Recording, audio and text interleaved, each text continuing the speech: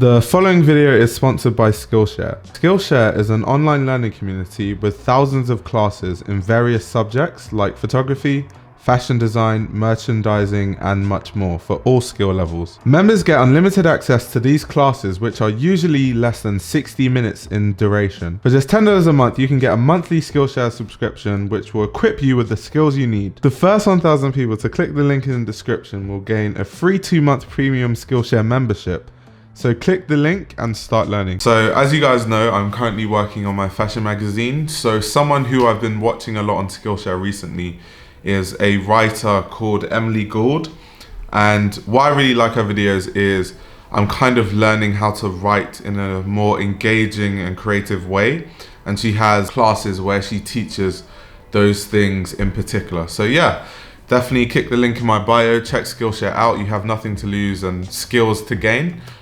So why not? So recently, Anna Wintour came out with an apology with everything that's going, obviously, with the Black Lives Matter protests and just everyone protesting for their rights in many different sectors. For some brief background for who Anna Wintour is, I'm sure everyone knows who she is, but if you don't, she's been the creative director of Condé Nast since, if I can remember correctly, 2013. And Condé Nast is like one of the companies that owns Vogue. It's like the publisher of Vogue. So there's many different magazines under Condé Nast. And then there is, obviously, she's been the editor-in-chief of Vogue since 1988. So to read her apology, she said, "I want to say plainly that I know Vogue has not found enough ways to elevate and give space to Black editors, writers, photographers, designers, and other creators. We have made mistakes too, publishing images or stories that have been hurtful or intolerant. I take full responsibility for these mistakes." And just to comment on this,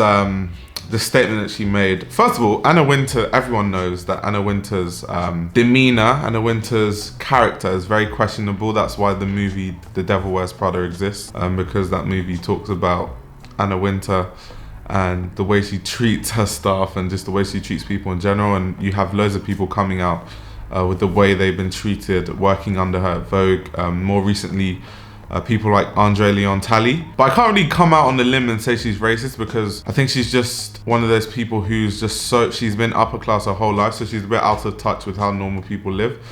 And that's kind of why she behaves the way she does. I wouldn't say she's racist, because she has literally helped so many young Black creatives. I think the main thing that really annoyed me about this situation is she has been on top of Vogue, the head of editor-in-chief of Vogue, for 35 years.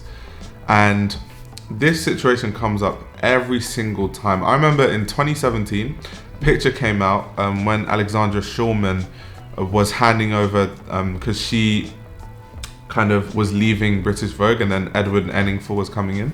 And a picture surfaced of the whole editorial team of Vogue under Alexandra Shulman, and it was all white faces. There's no diversity whatsoever. And of course that brought about a big storm, and then obviously people started looking into the staff at US Vogue, and it was basically more of the same. And at that time, I remember Anna Wintour was like, yeah, we need to do more for diversity. You're the boss. What do you mean you're the boss? Like, I hate it when people do that, especially people who can actually change things. Like, yeah, Vogue as an organization, we need to do more. You are the boss. You are the person who hires people. Ultimately, you have the final say on who gets hired. And now she's even the creative director of Condé Nast, so she even has more power. She has every single power to hire who she wants. She has every single power to make sure that the staff is diverse. And of course, if you guys want to see my video on why I think diversity in fashion is important, I'll leave that in the description below.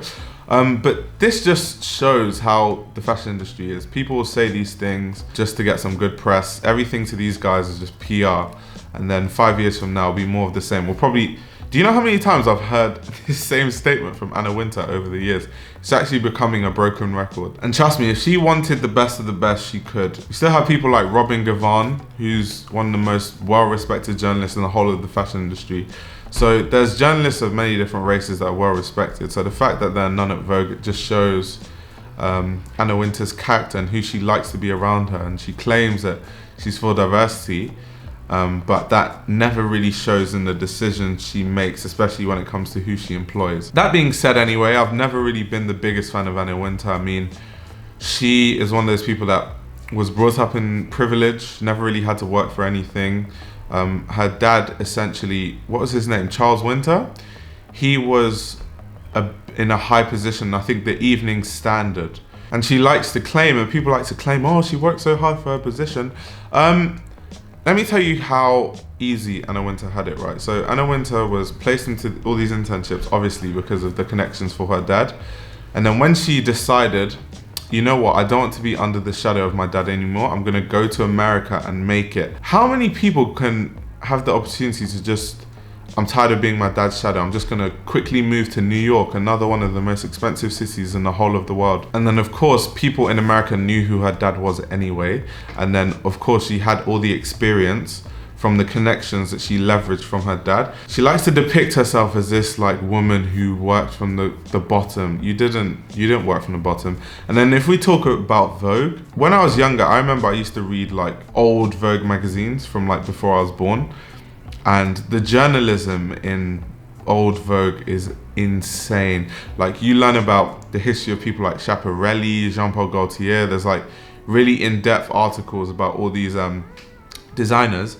And now when you look at Vogue, and this is the amazing Vogue under Anna Wintour, it's literally just celebrities and adverts. Like half of the magazine is adverts for starters, and then the rest of it is just celebrities. And I know people who are really starting to get into fashion, like really wanting to learn about fashion, everyone ditches Vogue. There's nothing to learn in a Vogue magazine. There's no tangible information if you're really trying to learn about fashion.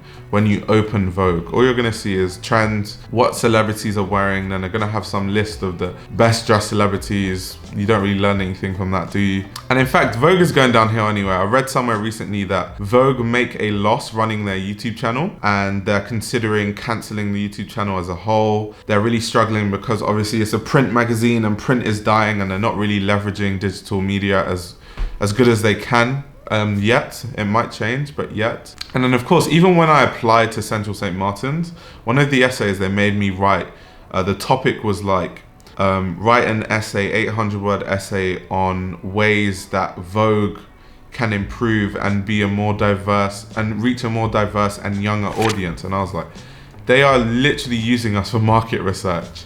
So that's how downhill Vogue has gone. But yeah, I wanted to comment about this because I wanted to kind of show people how much people virtue signal in fashion. Like Anna Wintour is literally the boss, and she's time after time after time, she has come out with these statements like, yeah, we need to do more. What do you mean we? You're the boss. You're the one who hires people and fires people. You're the one with all the power. What do you mean we?